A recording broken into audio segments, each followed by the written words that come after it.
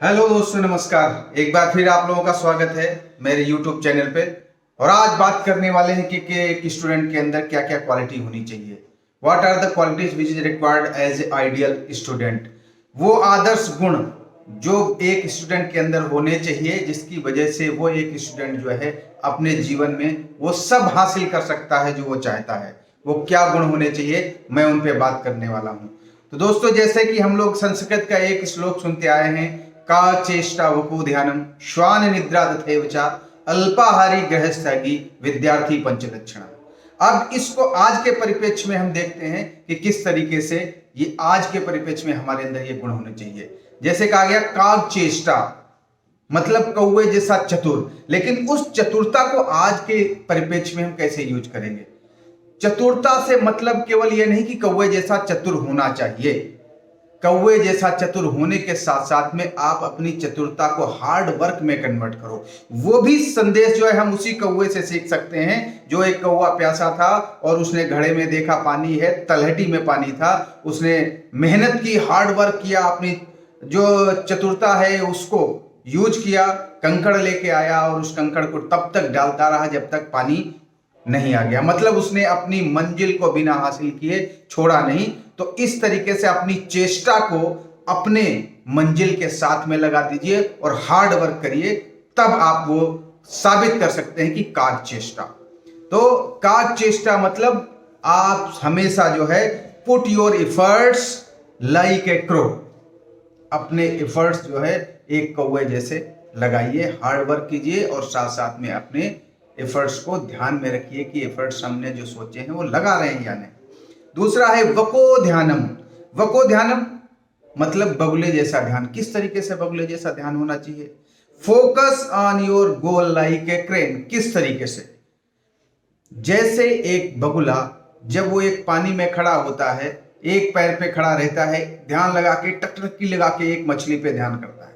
छोटी छोटी मछलियां उसके चारों तरफ घूमती रहती हैं, उसके पैर के पास आती हैं, पैर में काटने की भी कोशिश करती हैं, लेकिन वो छोटी मछलियों को बिल्कुल भी टोकता नहीं है, बिल्कुल छेड़ता नहीं है। वो एक बड़ी मछली पे अपना दिमाग लगा के और अपनी नजर टिका के बैठता है। इससे ये सीख मिलती है कि जब हमारी मंजिल बड़ी हो, जब हमारे सपने बड़े हों, तो छोटी छोटी चीजों को आपको त्याग करना पड़ेगा। तो आपका जो है बगुले जैसा ध्यान होना चाहिए, केवल अपनी मंजिल पे लगा रहना चाहिए। तीसरा है श्वान निद्रा। श्वान निद्रा मतलब कुत्ते जैसी नींद। तो कुत्ते जैसी नींद का क्या मतलब है कि भाई हम हर समय जगते रहें जैसे कुत्ता जगता है? जी नहीं। कुत्ते जैसी नींद का मतलब है कि कुत्ता जब कभी भी नींद में कहीं भी सो रहा हो, लेकिन वो अगर जो जरा सी भी हलचल होती है, बहुत छोटी सी हलचल पे वो तुरंत जो है एक्शन में आ जाता है, वो चारों तरफ ध्यान देता रहता है। तो आपको always give the right input to your stay alert like a dog. हमेशा जिंदगी में आपके आसपास क्या हो रहा है, लोग क्या कर रहे हैं, और जहां आप काम कर रहे हैं वहां संस्थाएं क्या कर रही हैं, अगर जो आप पढ़ रहे हैं तो टीचर्स क्या कर रहे हैं, दूसरे बच्चे क्या कर रहे हैं, कॉम्पिटिटिव इन्वायरमेंट में लोग क्या कर रहे हैं, सारे इन पे ध्यान रहना चाहिए। आप हमेशा अलर्ट रहने चाहिए चारों तरफ से, अपने स्वास्थ्य के लिए, अपने मस्तिष्क के लिए, अपने भोजन के लिए, अपने रिलेशनशिप के लिए, अपने माँ बाप के सम्मान के लिए और अपने सपनों के लिए, हर चीज के लिए अलर्ट रहना चाहिए। चौथा है अल्पाहारी। अल्पाहारी का मतलब होता है आहार कम लेने वाला। अब आहार कम लेने का मतलब ये नहीं है कि केवल आप खाना ही कम खाएं। आज के परिप्रेक्ष्य में देखा जाए तो आहार का मतलब वो सब चीजें हैं जो हम इनपुट अपने सेंसेस को देते हैं।